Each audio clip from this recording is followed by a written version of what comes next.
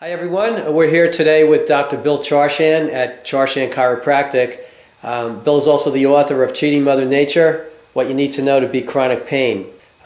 Welcome Bill, thanks for joining the track show today. Pleasure. So is it true that running imbalances or imbalances in our structure actually can create some of the injuries? And there's a whole list of different injuries runners are typically getting. Is it true that those kinds of imbalances are really the culprit behind a lot of those injuries? Well, the real problem is the understanding of what the injuries are. And the injuries aren't what you read in the running magazines. Like, they're not the IT band, they're not the shin splints, they're not the calf, they're not the Achilles. What they really are is manifestations of the way we walk. And the people that have the most problems tend to be people that are built asymmetrically. And there are things coaches can do at the beginning of their season to screen their kids that can actually prevent some of these problems. They just have to know what to do. And what kinds of things would that be? Like, for instance, what I would do if I were a coach at the beginning of their season, I would go ahead and have everybody take their shoes off. Look for those who are flat-footed. Look for those whose feet turn out. Look for those who, if one foot turns out and one the other, they're the ones that are going to have those gait imbalances which are likely to cause injury. And then what do you do? So you find them, you know, most coaches are knowledgeable about the coaching of the athletes, but we're not medical people. We don't understand, you know, we see a foot that looks kind of flat or flares out. What do you do next then? What would you recommend? Well, if you wanted to do a blanket kind of one-size-fits-all, which in growing kids, I tend to take that kind of approach when it comes to giving inserts in the shoes, because doing a custom insert makes no sense on a growing kid. So what I usually suggest is take them to one of the local running stores. Many of the local running stores would love to have a bunch of kids come in and buy a bunch of stuff from them. And they'll usually give them a discount too. So you can go ahead and get something like Super Feet, and the ones that are built asymmetrically, put the Super Feet on them, and while they're at it, many of the running stores will also put them on treadmills. They can also help them pick their shoes for the season, get them properly fitted, and that'll help decrease many of the injuries that you're typically going to see. Okay, so if we're going to work on the premise that you're going to correct some of this from the way the foot strikes the ground, and you're going to do it with an insert and orthotic, what are some of the kind of imbalances that occur as a result of problems starting at the feet, in your opinion? Well, like for instance, what you're typically going to see is, let's say for instance, I have a runner, and let's say a person that I met with last night who I was at the dinner with, he's a great example. I can tell a lot just by looking at somebody's body style. The body style is basically an easy way of saying, and I discuss it in my book, an easy way of saying what this person's built like. So some of us are built with feet that flare out. Well, feet that flare out are going to cause shoulders that roll in.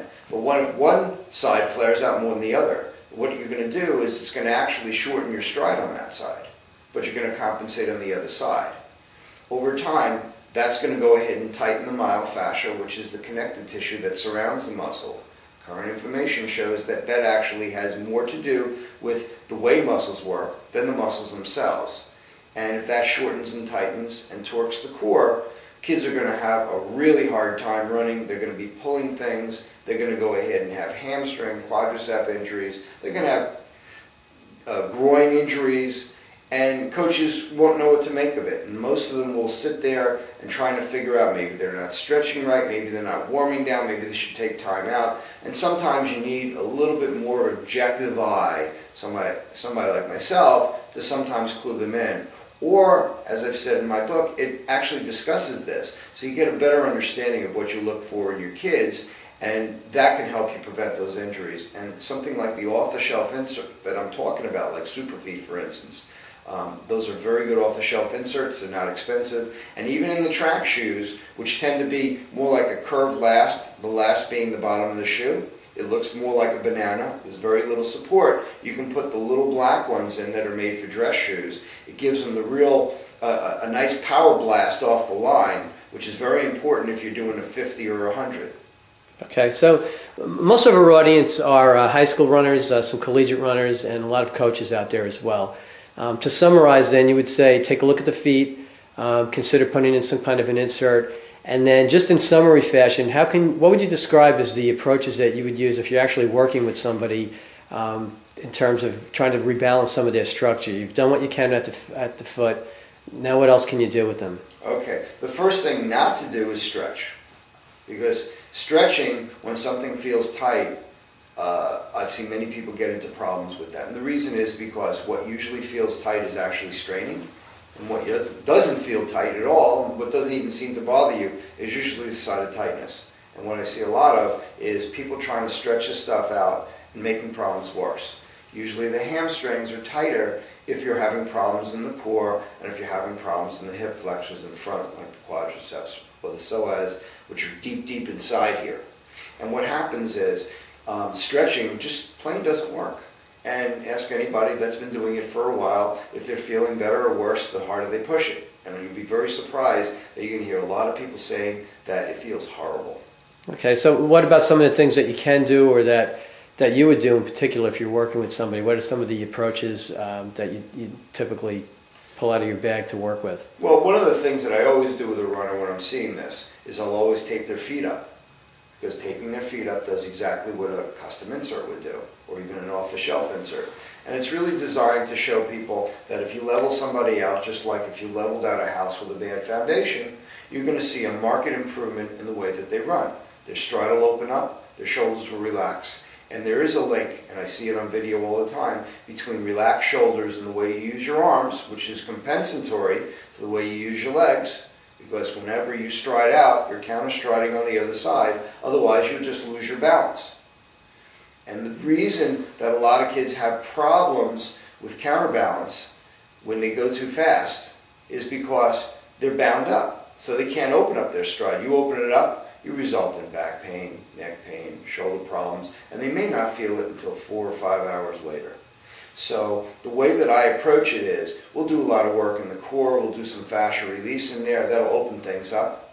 And once you open that up, their stride opens up, they feel like their legs are lighter, and they can run faster. And speed is not how much training. Speed is how much training, how much heart and attitude you have in it, and most importantly, is your body in tune with what you're trying to do with it. Great. So in closing, would you say there's anything that that coaches can do with their teams, things like foam rolling? Do you recommend things like that, or using the stick on muscles, or besides taking a look at the feet? The stick, foam rolling, these are all ways of self-applying fascia release. So when the myofascia is tight, and mind you, it's not the muscles that we work on, it's the fascia, because it's the fascia that controls muscles. So if the fascia is tight surrounding a muscle, that muscle group will not function properly. Can you take a second and just explain to our audience what the fascia is, what role it plays? The fascia is kind of like a big sock that goes over the muscles.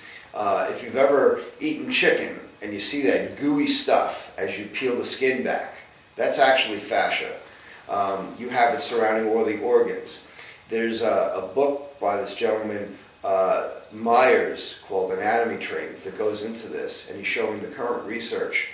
And what's really interesting is shows that many of the things that we learned in school in anatomy lab were wrong. It's not about the muscles, it's the way the fascia forces the muscles to work.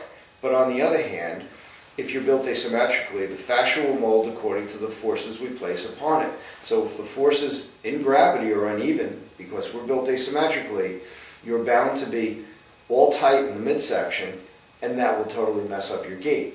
In other words, the way you run. Mm-hmm. So when the idea behind fascia release is when you release it, it improves the firing patterns, which essentially, in an easy way to explain it, is just the transmission of force, because running is the transmission of force from the foot all the way up the body.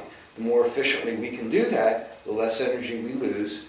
With that amount of energy expended, we can literally run faster at the same level of training. So sometimes it's just a little tweaking to the mechanics that can go ahead and get that faster time.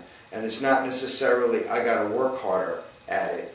But if you get the mechanics right, working harder at it might actually get you an even better time. So for those runners out there that maybe aren't injured or can't get to someone like yourself that can do myofascial release, would you say using a foam roller or a stick can't hurt and may help a little bit? I have people, I recommend it all the time.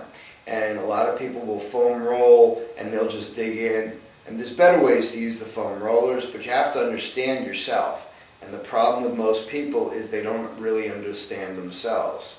If you want to understand yourself better, which is the reason I wrote Cheating Mother Nature, by getting this book, which is available on Amazon, you can at least get an understanding, because it's designed for the consumer to understand themselves better.